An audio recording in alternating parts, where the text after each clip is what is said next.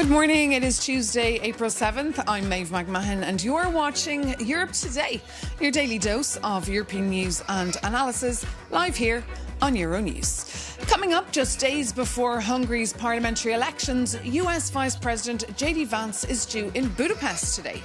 Vance will attend a campaign rally and hold a joint press conference with Prime Minister Viktor Orban. We'll be bringing you the latest from our reporter on the ground. Meanwhile, Viktor Orban has held emergency talks after explosives were reportedly found near a pipeline carrying Russian gas to Hungary. The development comes as his party trails behind in opinion polls ahead of this weekend's vote. But first, EU Council President Antonio Costa has said targeting civilian infrastructure would be illegal and unacceptable.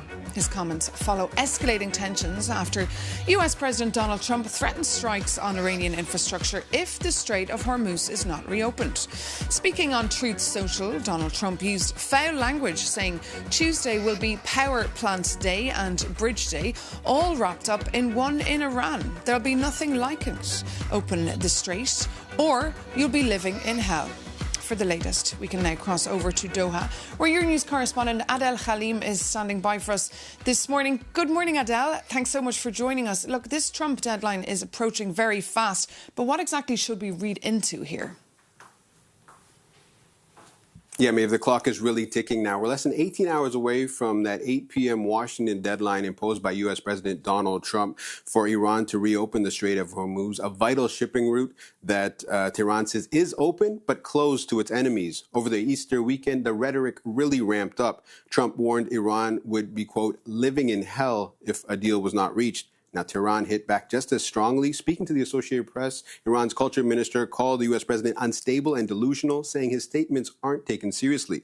There was a diplomatic off-ramp where a potential 45-day ceasefire proposal from Pakistan, Egypt, and Turkey, but Iran's foreign minister rejected it outright, calling it illogical. Now, in a lengthy press conference on Monday, President Trump laid out in very stark terms what could happen if Iran doesn't comply. Take a listen. They have a period of, till tomorrow at 8 o'clock. I gave them an extension. They asked for an extension of 7 days, right? I can tell you they're negotiating, we think, in good faith. We're giving them till tomorrow, 8 o'clock Eastern time. And after that, they're going to have no bridges. They're going to have no power plants. Stone Ages, yeah. President Donald Trump there. And beyond his various statements, of course, the South Par's natural gas field has been hit again, and Gulf countries are also still being targeted, Adele.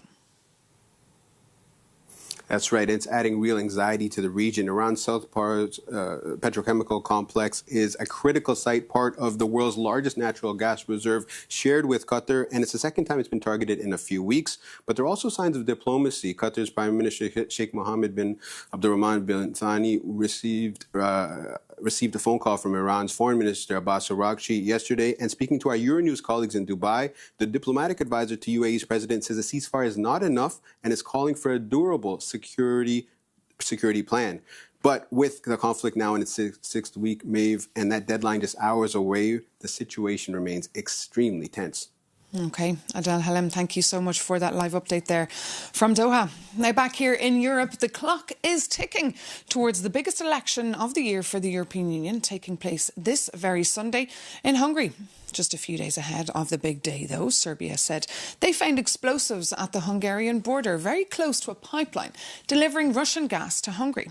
The case evolved fast into a campaign topic in Hungary, with the government pointing fingers at Ukraine and the opposition calling it a false flag operation. Our Hungarian correspondent, Chandra Ziros, is here with me this morning in the studio to tell us exactly what is going on. Fill us in. Good morning, Maeve. Yes, indeed. Sunday morning, the Serbian President Alexander Vučić announced that 2 bags of explosives were found close to the border with Hungary next to the pipeline which is called Turkish Stream. This is a pipeline delivering Russian natural gas to Hungary and to Serbia, and this is a major component of Hungary's energy supplies. Now, Viktor Orban immediately called for a Security College meeting, and then he ordered soldiers to guard the pipeline in Hungary, and he also started to point fingers at Ukraine. Let's listen to what he said. Ukrajna pedig évek óta azon dolgozik, hogy Európát elvágja. Ukraine has been working for years to cut Europe off from Russian energy. They blew up Nord Stream, shut down the gas pipeline supplying Hungary, and this year, by closing the Frenchy pipeline, they placed Hungary under an oil blockade, while the Russian section of the Turk Stream is under continuous military attack. Ukraine's effort pose a direct threat to Hungary. Ukrajna törekvése Magyarország számára életveszélyt jelent. Viktor Orban there. And Chandra, how is this issue even related to the elections, and how are Hungarians perceiving the claims of Viktor Orban? Well, in fact, you saw what Orban said. He's accusing Ukraine. This is nothing new. Hungary campaigns against Ukraine since many, many months. By the way, Ukraine rejected those allegations. Now, very interesting that the opposition is talking about a false flag operation. Péter Magyar said that Orban is using this issue in order to hijack public opinion and to postpone or cancel the elections. Now I have to quote what Péter Magyar said. Many people suggested that something might accidentally happen in Serbia, possibly involving a gas pipeline 1 week before the Hungarian elections. I want to make it clear that Viktor Orban will not be able to prevent next Sunday's election, Péter Magyar said. In addition to this, 2 security experts last week already said publicly that something is in the making, a possible false flag operation, and one of these experts explicitly mentioned that it could happen in Serbia. By the way, Serbia is saying that mentioning Ukraine is a disinformation. They are investigating an illegal migrant who might be involved in this attempt. Okay, Chandra Zeros, thank you so much for all those details on what will be a very busy week for you. And meanwhile, the Trump administration is pulling out all the stops to support its preferred candidate in these elections. The US Vice President J.D. Vance will be spending the next 2 days on the campaign trail with Viktor Orban to, quote, celebrate the deep ties between the two countries. For more on this relationship between President Trump and Viktor Orban, here's Euronews' correspondent Zoltán Zibozsegi from Budapest. Today, US Vice President J.D. Vance is arriving in Budapest for an official visit. But it's hard to tell whether this is really a diplomatic event or more of a campaign stop. Hungary is heading into parliamentary election this Sunday. And for the first time in 16 years, polls shows Viktor Orban could lose his position as a prime minister. In these final days, he is doing everything he can to turn the result around. In recent years, Hungary's government has become increasingly isolated within the EU because its anti-Ukraine stance and Eurosceptic billboard campaigns. Orban is now trying to show that he is not alone, that he still has strong allies. He often points to his good relationship with powerful leaders all around the world, from Israel to Russia. But his most important ally is clearly Donald Trump. Viktor Orban praised Donald Trump's national security strategy as the most important and interesting document of recent years, saying it finally recognizes the civilizational crisis Europe faces. For months, Orban's party, Fidesz, tried to organize a Hungarian visit for US president in the campaign to publicly show his support with the sovereignists. But with all the ongoing international conflicts, Trump hasn't made the trip. There were rumors for a while that Vice President Vance will come instead, for example on CPEC conference, but it never happened. The fact that J.D. Vance is now visiting Hungary just 5 days before the election sends a clear message. In Washington, and especially around Trump's circle in Mar-a-Lago, there's a strong preference for Orban to win a 5th term. In earlier speeches, Vance has even described Orban as a kind of defender of conservative Christian Europe. They will meet this afternoon, but the big question is now whether that kind of support will be enough to help Fidesz close the roughly 20-point gap they are facing in the polls. Zoltán Zibozsegi there reporting for us on J.D. Vance's trip to Budapest today, which will bring the whole city to a standstill. And this trip, of course, is being closely monitored here in Brussels, especially given J.D. Vance's speech last year at the Munich Security Conference, where he upset a lot of Europeans. For more, we can bring in now Euronews' EU editor, Maria Tadeo. Good morning. Good morning. So Brussels watching this very closely. Well, watching this very closely, and the election itself, of course, when you talk to any diplomat in Brussels and also around the capitals, will tell you the Hungarian election is the election to watch this year. It's the most important, the most consequential, and obviously on Sunday, everyone in this town is going to be monitoring those results.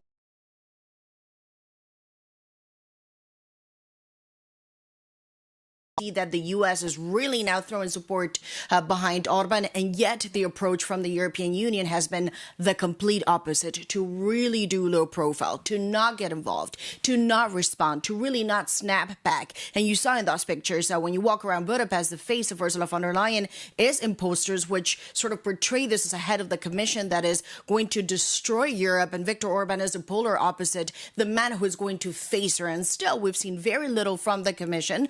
We also know and have reported this extensively on Euronews that for months now, the Commission has put everything on hold. Major decisions on Hungary, obviously legal procedures are still pending, all of this frozen, not to be used in the election. The one thing, however, that Brussels has been keen on not doing, and is obviously keeping this as the ace, really the leverage that they have over the Hungarians, really truly is the money. Obviously, we've talked about billions of euros that have been frozen. Hungary also applied for a loan to spend money, cash, into weapons, around 17 billion euros. That has been frozen. It's the only country to not have its defense plan approved, and this idea that nothing will move until the election happens. The other point also we should note is that when it comes to the relationship now between Brussels and Budapest, I was there the last time for the election. Obviously, there's been tensions now playing out for years, but this time what really changes is there's a very strong security aspect. Obviously, this is not just about an ideological clash, about the politics,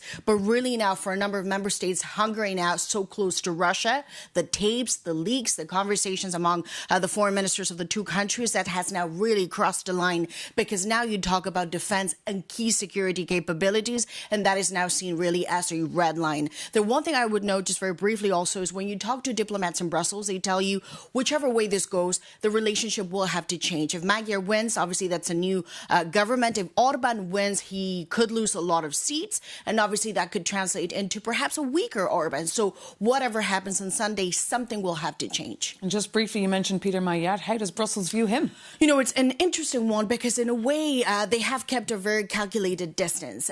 Brussels doesn't comment about Peter Magyar. They've also been low profile on that. He obviously does not want to get involved in Brussels, and we've not seen him really in the European institutions, because back in Budapest, one of the attack lines from the Orban government is to say, ultimately, this guy, look, he's just a puppet of Ursula von der Leyen and the political establishment. What is interesting, however, there's been a number of moves that have been seen in Brussels. One is the fact that he says he wants to unlock the cash. If you want to unlock the funding, then it means obviously something is going to have to change in terms of rule of law. The fact that he went to Munich Security Conference, that was also perceived as, look, this could be a Hungary within NATO now that becomes less problematic. And then third, you know, his foreign policy and his advisors around it, they are seen as perhaps more moderate and more pro-European. But as I say, it's both an opportunity, but also an enigma and a lot of distance for the time being. OK, we'll keep a close eye on it. And you'll, of course, be in Hungary for that very important election. So do stay tuned to Euronews for that, and keep an eye on euronews.com for more analysis. Now, moving on, as the war in Ukraine and the conflicts in the Middle East drag on, this April marks 3 years since Sudan's civil war broke out, when a power struggle began between two branches of its armed forces. For the view from the ground, we spoke to Kristen Davis, the UNHCR ambassador, and the American actress best known for her role as Charlotte in Sex and the City. She recently visited the East African country. With millions on the move and a conflict at risk of spreading, Kristen Davis started by telling us not to forget about one of the bloodiest conflicts in recent years. For some reason, media does not seem to want to cover it, which I find really interesting, and I can't explain why. But I do know that I work with UNHCR. I'm a Goodwill ambassador. And I knew that the war was ongoing and that many, many people have been displaced. 12 million people have been displaced, which is a stunning number, especially because it isn't even something that's being reported on. So we just went a few weeks back. I went to South Sudan because I wanted to see for myself what was happening. Every time that I have gone on a trip to a refugee camp or a refugee area where people are crossing from conflict, like really life or death level conflict, it's always upsetting, but at the same time it's also inspiring because the people are so strong. And in this situation, it's largely women and children, and a lot of very, very young children. And they've had to travel far distances with very, very dangerous situations. So when they cross the border, they're relieved, but they're also, you know, stressed. They don't know where they're going to go. They don't know what they're going to do. They need to find a safe place for their children, just like you or I would feel. Obviously, they did nothing wrong to make them be a refugee. They're just trying to keep their family alive. And many of them told me stories of their husbands being taken out of the house and shot in front of them. And do they feel alone? Do they feel like the international community has forgotten about them? I don't think so, no. I don't think so, because UNHCR is there. We're there. That is our mandate, to be there for refugees, for people who are displaced. And we will do everything in our power to be there and to give them life-saving aid right away in an emergency. Now, there have been funding cuts, which is pretty upsetting. I could tell that was your next question. This was the first trip that I had made since the funding cuts. So that was upsetting and depressing also, because I've never been in a situation where we were not able to give them a hot meal when they have originally arrived to the camps. That was kind of upsetting. We had the high-protein biscuits that we were giving to children 5 and under and to pregnant women.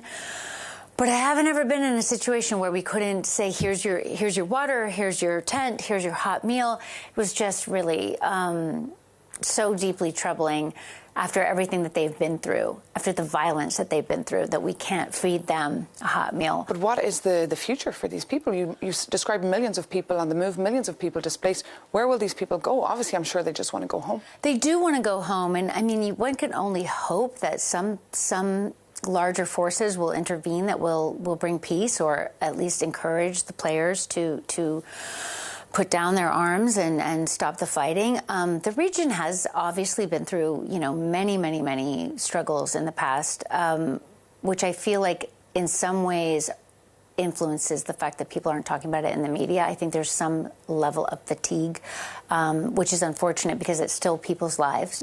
Every single country there, and they're very poor countries, but every single country is making a huge effort to accommodate the people and give them the services that they can give them. They're very poor countries again, so you don't think about necessarily that that's where refugees are, but largely that, I think 70% of refugees are in really poor countries and then never make it to Europe or the United States. Most people, I think, have the misperception that people are just coming freely. That's so not the case. I think it's 1% get resettled.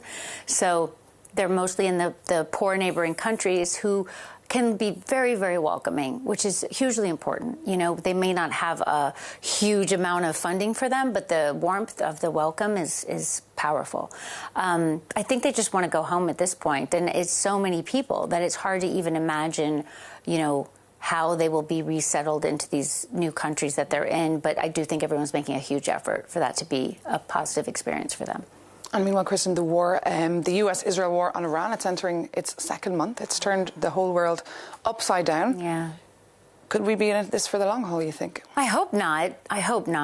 I really hope not. It's obviously so deeply, deeply upsetting. And I was just talking to my UNHCR colleagues, and over 1 million people have been displaced in Lebanon already. And it's just begun. So it's deeply, deeply disturbing. And I hope that people can, find a way to de-escalate. I mean, this is what we always hope for. No one wants war. And what would your final message of hope be to our viewers who are tuning in today, feeling very overwhelmed and stressed about the state of the world? The world is chaotic right now. I fully get that. But I feel that in terms of refugees and displaced people, empathy is more powerful in some ways even than funds, like understanding that they did not cause this, that the people who are displaced are not at fault. Nothing they did wrong happened that made them be displaced, right? Just having that empathy. And all of us know someone who's a refugee or the child of a refugee. There's people around you that you may not even realize are refugees. And having some understanding of what they've been through, being able to maybe just say a kind word to them. There's so many tiny things you can do that improve the world and that also make you feel better. I find that for myself, it's a way for you to feel like, okay, I can make a positive difference in my little world right now. And that's something. Okay, Kristen Davis, thank you so much for speaking to us here on Your Own. So lovely to have you with us. Oh, thank you for having me.